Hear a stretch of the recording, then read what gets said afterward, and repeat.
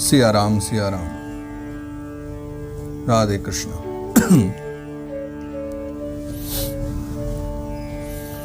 ओम श्री परमात्मने नमः। श्रीमन्महागणाधिपतये नमः। कस्तूरी तिलकं ललाटपटले वक्षस्थले कौस्तुभं नासाग्रे वरमौक्तिकं करतले वेणुकरे कंकणं सर्वांगे हरिचंदनं सुललितं कंठे च मुक्तावली गोपस्त्री परिवेष्टितो विजयते गोपाल चूड़ामणि सच्चिदानंद रूपाय विश्वोत्पत्त्यादिहेतवे तापत्रय विनाशाय श्री कृष्णाय वयं नमः। जय सिया राम, जय श्री कृष्णा। सभी भागवत प्रेमी जनों को बारंबार वंदन प्रणाम।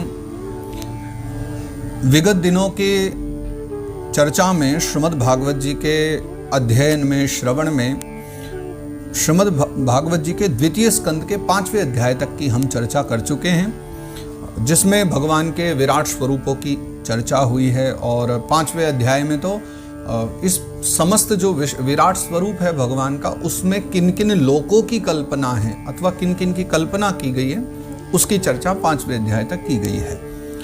द्वितीय स्कंद के 5 अध्याय और शेष हैं, यानी आधा हो चुका है, आधा शेष है। तो आज से 6ठे अध्याय का आरंभ करते हैं। आइए प्रेम के साथ श्रीमद् भागवत जी के आज की यात्रा में प्रवेश करें और आज भगवान विराट स्वरूप की जो विभूतियां हैं, उन विभूतियों के विषय में चर्चा की गई है। अब उसमें प्रवेश करते हैं।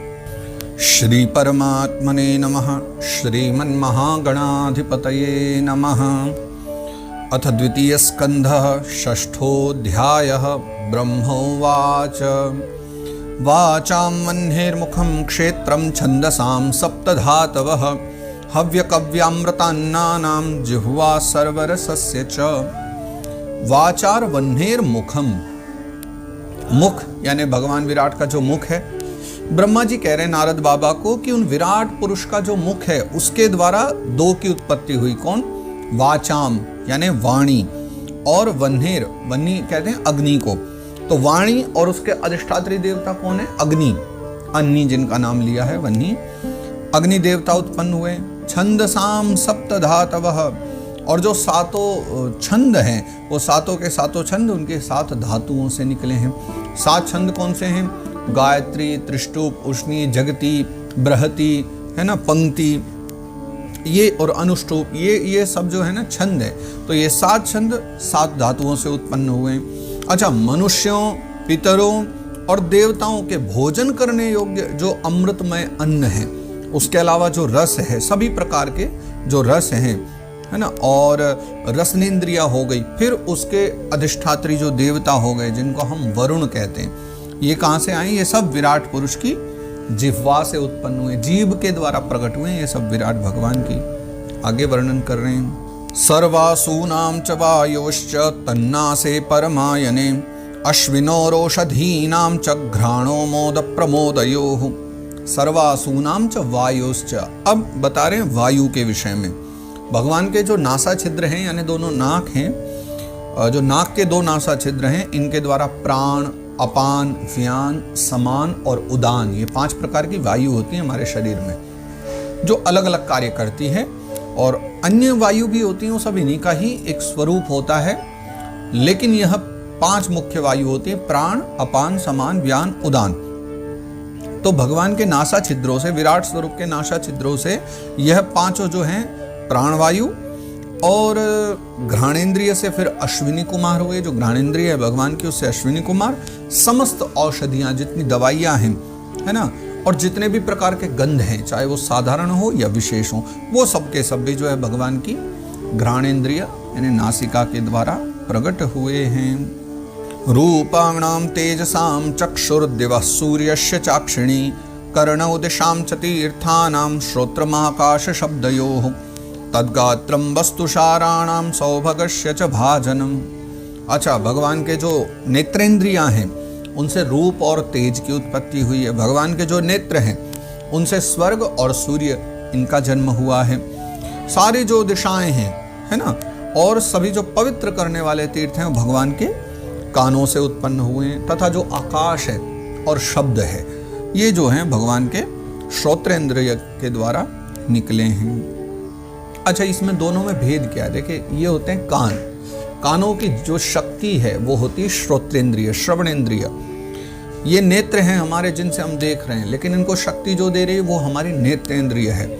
ये नासिका है जिससे हम श्वास ले रहे हैं, लेकिन इसको जो सामर्थ्य दे रही है वो घ्राणेंद्रिय है जिससे हम पहचान पा रहे हैं। घ्राणेंद्रिय हमें पहचानने की शक्ति देती है। देखो, कुछ लोग होते हैं जिनको गंध का आभास नहीं होता, क्योंकि नाक तो है उनके पास, लेकिन उनकी घ्राणेंद्रिय काम नहीं कर रही है, इसलिए वो गंध का आभास नहीं कर पाते। नेत्र होते हुए भी लोग, आप लोगों ने देखा होगा, कुछ लोग ऐसे नेत्रहीन ऐसे भी होते हैं कि उनके पास नेत्र है लेकिन देख नहीं पा रहे। या तो नेत्र ही ना हो जब भी ना व्यक्ति देख पाए, या नेत्र हो लेकिन कहते हैं कि उनकी रेटिना जा चुकी है या आंखों की शक्ति जा चुकी, उसको जो है उसी को हम लोग कहते हैं कि वो नेत्रों की जो शक्ति है, जिसे हम नेत्रेंद्रिय कहते हैं, वो नेत्रेंद्रिय जब नहीं रहे तो व्यक्ति को आंख होते हुए भी नहीं दिखाई पड़ता। ऐसा ही बतलाया गया। तो इन दोनों स्थानों से भगवान प्रकट हुए हैं। आकाश और शब्द जो है स्रोत्रेंद्रिय से निकले हैं, और तीर्थ आदि जो हैं सब कानों के द्वारा। तो उनका पूरा जो शरीर है, संसार के विविध जो सार भाग आदि हैं, यानी वस्तुओं के सार भाग हैं, वस्तु हैं, सौंदर्य हैं, इन सब का खजाना भगवान का घर ही है। विराट के द्वारा ही ये सब के सब प्रकट हुए हैं।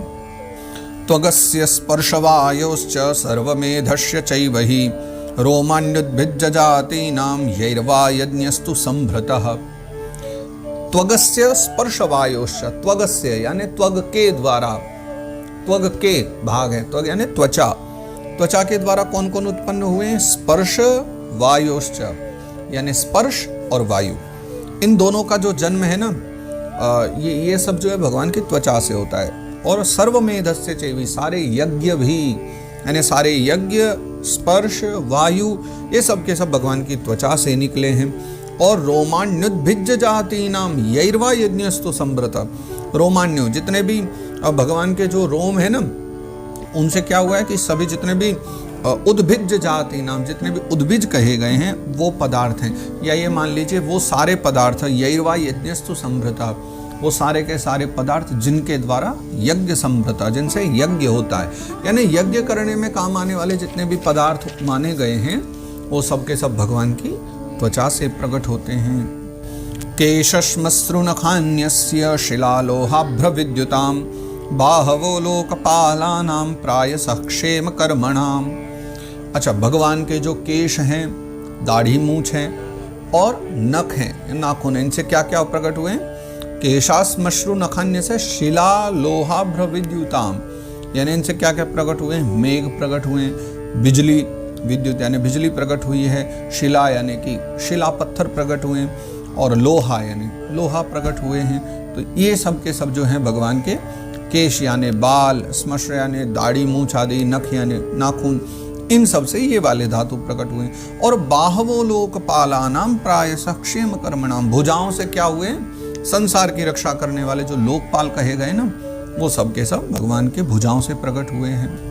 विक्रमो भूर्भुवस्वश्च क्षेमस्य शरणस्य च सर्वकामवरस्यापि हरेश्चरण आस्पदम। उनका जो चलना फिरना ही है ना, जब विराट भगवान चलते फिरते हैं तो भू भुव स्व, ये जो तीन लोक हैं इनका आश्रय कहा गया है उनका चलना। अच्छा, उनके चरण कमल जिसे प्राप्त हो जाएं फिर उसके सब भय दूर हो जाते हैं, यानी उनके चरण कमलों का प्राप्त हो जाना व्यक्ति के भय को दूर कर देता है, या सारे काम पूरे हो जाते हैं। ये कहिए सर्व काम वरस्यापि हरेश चरण आस्पदम, उनके चरणों का मिल जाना समस्त कामनाओं की पूर्ति हो जाती है।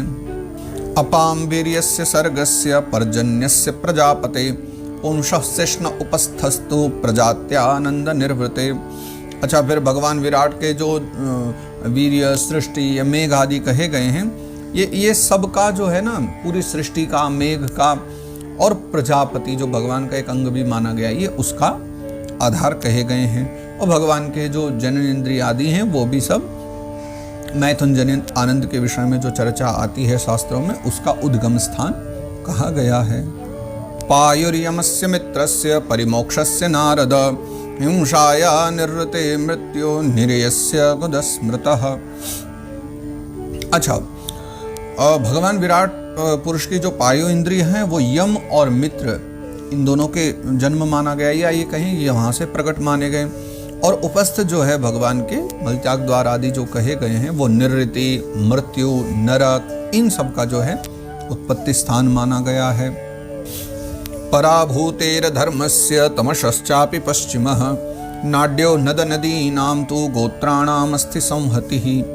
पराभूतेर अधर्मस्य, भगवान की जो पीठ है ना उससे अधर्म का जन्म हुआ है, पराजय का जन्म हुआ है। और तमसश्चापि पश्चिमः, पश्चिम यानी वही पीठ, और तमस अंधकार को भी कहते हैं और अज्ञान को भी कहते हैं। अंधकार और अज्ञान एक सा ही रूप है सब। तो भगवान की पीठ से अधर्म का और अज्ञान का, पराजय का, इन सब का जन्म हुआ। नाड्यो नद नदी नाम तू, भगवान की जो नाड़ियां है ना उनसे नद और नदी प्रकट हुए हैं। नदी यानी बड़े बड़े सरोवर आदि, बड़ी बड़ी नदियां आदि सब।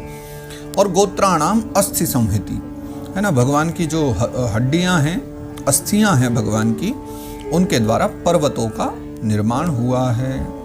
अव्यक्तरस सिंधूनां भूतानां निधनस्य च उदरम विदितम पुंसो हृदयम मनसः पदम। उनका जो उदर है यानी पेट है उसमें से मूल प्रकृति का जन्म हुआ है। रस नाम की धातु हुई, यानी रस है, समुद्र है, समस्त प्राणी, उनकी जो मृत्यु है वो सब भगवान के उदर में ही समाई हुई है। और हृदयम मनसः पदम, यानी भगवान का जो हृदय है वही जो है मन की जन्मभूमि, यानी मन भगवान के हृदय से ही प्रकट होता है।